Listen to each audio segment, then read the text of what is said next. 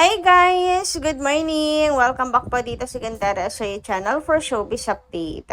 Ang tatalakayin nga natin ngayon at pag-uusapan mga kakimpaw ay patungkol dito sa balitang bumulabog sa Kimpaulandia mga kakimpaw at patungkol nga po ito sa new album ni Chinita Princess mga kakimpaw. Pero bago po ang lahat, sa mga hindi pa nakaka-subscribe sa ating channel, maaari lamang na pindutin po ninyo ang subscribe button natin at notification bell na nariyan sa baba para mag-i-updated po kayo at ma-notify sa mga susunod nating chika tungkol sa Kimpao. Maraming salamat! Samantala, dumako naman tayo ngayon sa atin pong balitaan sa umagang ito at unahin na natin pag-usapan ang mga reaksyon, komento at opinyon ng Kimpaulandia hinggil sa mga nagdaan nating balita. So, ang first comment natin ay mula po kay Miss Susan Tenko. Sabi niya rito, World Remit is a primary financial sponsor of ASAP Australia, and Kimi is the wine ambassador and endorser of World Remit. The event will feature Kim's backstage social interaction with those who have premium tickets. With the collaboration of Kim Pao fan groups, Kim and Paolo should be with the group who will perform in ASAP Australia. World Remit will be shelling out millions as advertising fee to ABS-CBN through TFC Australia. So, ayan. Thank you so much sa komento, Miss Susan Tenko. And tama kayo. Talagang importante na si Kimi po ay nasa ASAP Australia. Dapat kasama talaga dyan si Kimi sapagkat isa siya sa ambassador and endorser ng World Remit na siya naman pong sponsor ng ASAP Australia, diba? Kaya nga super happy ako mga kakimpaw nang marinig ko na si Kim Cho ay kasama nga po dito sa ASAP Australia sapagkat nung una nga mga kakipi hindi po nila isinasama si Kimi sa announcement kaya ang Kimpaulandia talagang nagtatanong, bakit hindi nila kasama si Kim? Anong nangyari? Bakit si Kim pang wala? Bakit si Kim patong hindi nila isinali? Or sadya bang ganun ka-busy si Kim para hindi po nila isama dito sa ASAP Sydney, Australia? Ngayon, dito sa inilabas nga na clue nila ay napatalon po talaga ang marami sa tuwa at isa na rin po ako doon na finally, di ba? Si Kim Chiu ay makakasama at sign din po yon na si Paolo Avellino din mga kakimpaw. Paano ba naman hindi maaaring magkahiwalay yung dalawa? Dapat po talaga magkasama sila. Tapos ngayon, it's official na mga kakimpaw. Talagang si Kim and Paolo ay makakasama po ng mga taga-Australia, ng mga OFW sa ASAP Sydney, Australia na makapapasaya mga kakimpaw. For sure, magpapaulan na naman po sila ng kilig and mauubos po ang ticket. Sold out na naman po yan. Kasi Kim Chiu and Paolo Avellino alone, sila lamang po ang mga fans po nila kahit saan po sila magpunta ay ASAP level na mga kakimpaw, di ba? Kaya hindi po talaga sila magkakamali na isama si Paolo Avellino dito. At saka sigaw yan ang Kimpaulandia. Bakit ba? Diba? Wala po silang magagawa kasi talagang magwawala ang mga Kimpaulandias. Nasanay na rin kasi na every time, diba? Lagi pong kasama ang Kimpau dyan. And hindi maaring wala po si Paolo Avellino kapag nandun si Kim.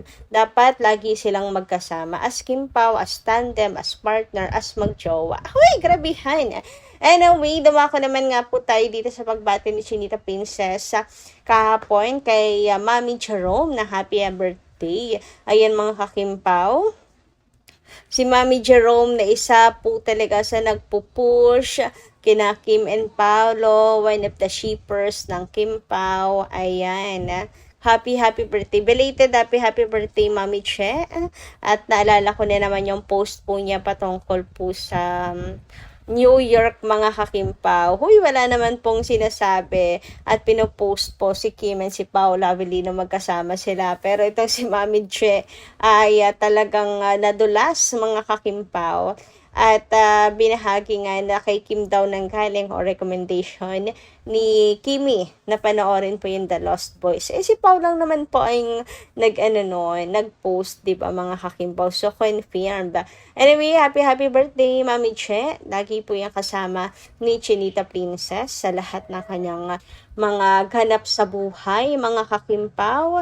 Siya rin po yung isa sa mga nagmamanage ng mga ni Kimi, charities, mga paano po niya, pa-bazaars and all. Ayan. Happy birthday and more birthdays to come.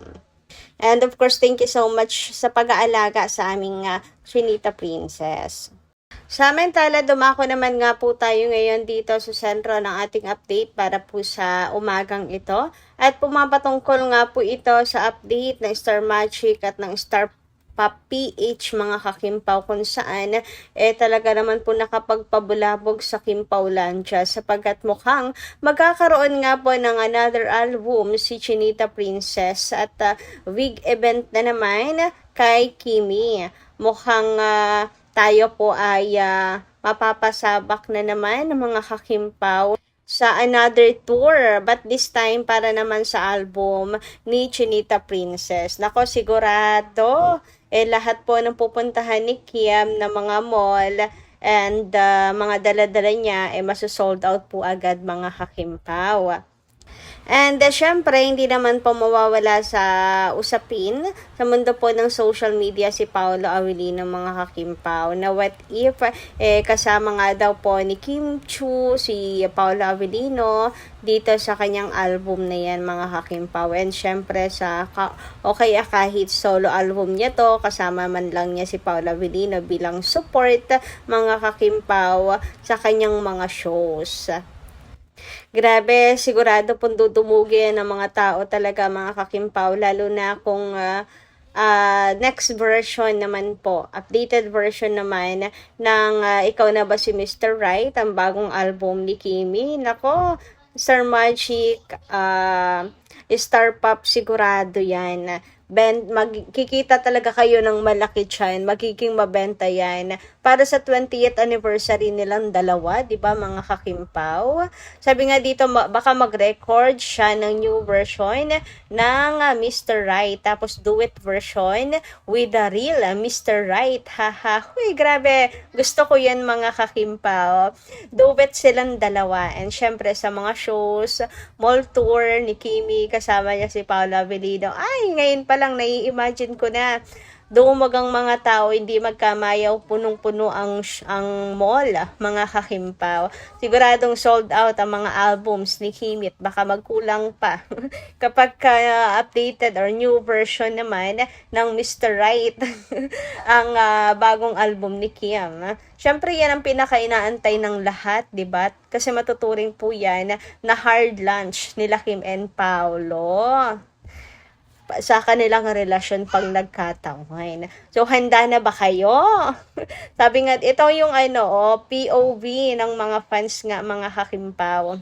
Meron na sila agad mga POV para sa updated version ng Mr. Right, kung saan magkaduet silang dalawa ni Paolo Avellino. So, eto nga, mga kakimpaw, linya ni Kim, Ikaw Na Ba Si Mr. Right? Tapos, eto nga, sagot naman ni Paolo Avellino, Ako Na Nga Si Mr. Right. Ay, grabe! Na-imagine ko na yung hiyawan ng mga tao talaga. For sure, bentang-benta to. Duet talaga sila. Alam niyo yung kanta ni Regine and Oki, mga kakimpaw, na kahit konting pagtingin, di ba duet silang dalawa, sagutan doon, mga kakipi. What if meron pong ganun si Kim and Paolo, di ba? Di ba? Gandang idea kaya yun. Kagatin nyo yan at siguradong kikita kayo ng malaki dyan. Tapos, syempre, sagad-sagad nyo na. Gawan nyo na agad ng concert ang Kim Pao, tapos yun ang kanta. Ay, grabe naman nga. Ikaw na ba ang love of my life? Ako na talaga. Ay, di ka lang laban. Uy, Kinikilig ako. Ang lakas ng amats ni Noriko. Kuhang-kuha yung kiliti ko. Makakakimpa yung kilig ko. Eto pa nga lang, POV pa lang mga kakimpaw. Grabe. Kinikilig na ako. What more pa kaya ang mga kakimpaw lunches natin? If, ayan, magkatotoo to mga kakimpaw, diba? So, manifest lang natin yan mga kakipi. Sana ito pa rin naman ng Star Pop, Star Magic, push nyo yan. Nako, hindi talaga kayo magsisisi. Anyway, hanggang dito lang po muna aking update guys. Maraming salamat po sa inyong pakikinig at kita kas po muli sa mga susunod natin chika. Maraming salamat!